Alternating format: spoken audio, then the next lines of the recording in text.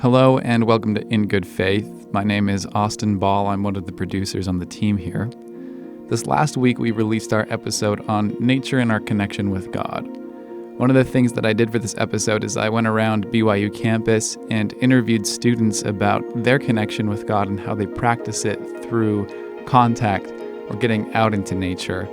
The prospect of God disclosing himself to a young person that goes out into the woods or to the mountains to pray, it's actually quite central to our self-understanding as Latter-day Saints, into the story that is at the foundation of our tradition. So I spoke with my friend Garrett Maxwell about what he does, his personal practice, and how that relates to his connection with the divine. I'm here with Garrett Maxwell, who's a student at BYU. Could you tell me a little bit about yourself, Garrett, what you're doing here at school? I am studying Middle Eastern Studies and Arabic. Lots of languages, love languages. Which also happens to be what I'm studying. So I know, Garrett, it's a pleasure to talk with you. We're asking people about the significance of the wilderness in our spirituality.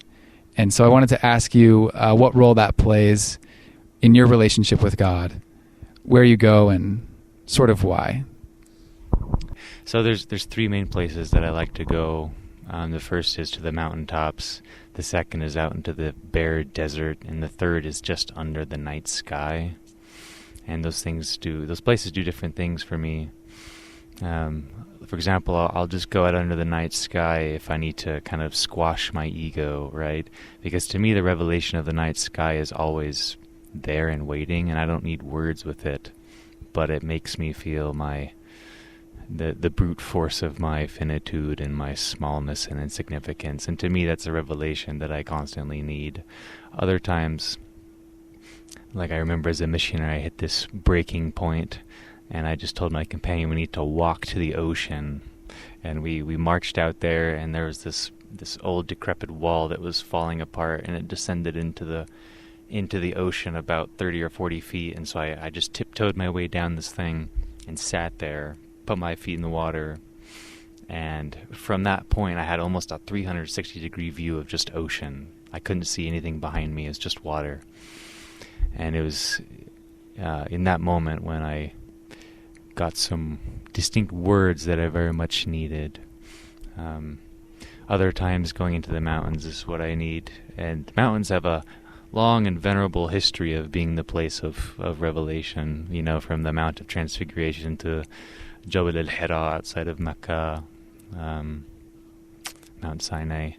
And I think even a child can grasp the fact that a mountain is significant in this regard because it's the closest thing to the heavens. It's the closest thing to God.